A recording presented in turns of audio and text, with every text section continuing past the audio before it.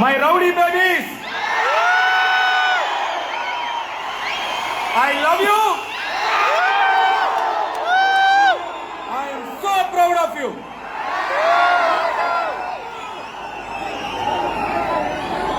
உங்களுக்கு ஒரு அட்வைஸ் சொல்லணும்னு தோணுது, சொல்லலாமா? சொல்லுங்க. கேப்பீங்களா? எனக்கு அந்த உரிமை இருக்கா? இருக்கு. நம்ம வாழ்க்கையில நிறைய பிரச்சனை வரும், நிறைய நல்லது கெட்டது வரும். நல்லவங்க யாரு, கெட்டவங்க யாரு, எதிரி யாரு, முதுகுல குத்துறவங்க யாரு தெரியாது. நிறைய மன உளைச்சல் வரும். அன்றாட வாழ்க்கையே மன குழப்பமா இருக்கும். இஎம்ஐ கட்டுறதுல இருந்து பசங்களுக்கு ஸ்கூல் ஃபீஸ் கட்டுற வரைக்கும் எவ்வளவோ பிரச்சனைகள். இந்த பிரச்சனைகள் எல்லாம் எப்படி சமாளிக்கிறது? ஒண்ணு மன வலிமை, மனதிடம். இன்னொன்னு உடல் ஆரோக்கியம். உடல் ஆரோக்கியத்துக்கு என்ன பண்ணணும்?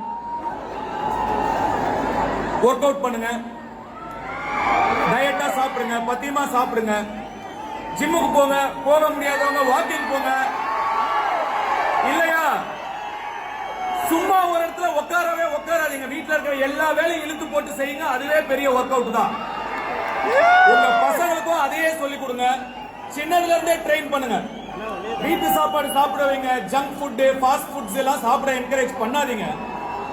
அது எல்லாத்தோட ரொம்ப முக்கியம். நீங்க ஃப்ரீயா இருக்கணுங்கிறதுக்காக குழந்தைங்க கையில மொபைலையோ ஐபேடையோ கொடுக்காதீங்க.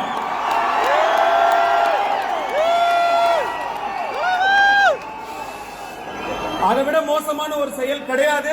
அது அவங்க மூல வளர்ச்சியையே பாதிக்கும். குழந்தைகளை ஓடி ஆடி விளையாட வைங்க. சரி, இது உடல் ஆரோக்கியத்துக்கு. மனதிடத்துக்கு, மன ஆரோக்கியத்துக்கு தியானம், மெடிடேஷன். இந்த மெடிடேஷனை மட்டும் சாதாரணமா நினைச்சிடாதீங்க.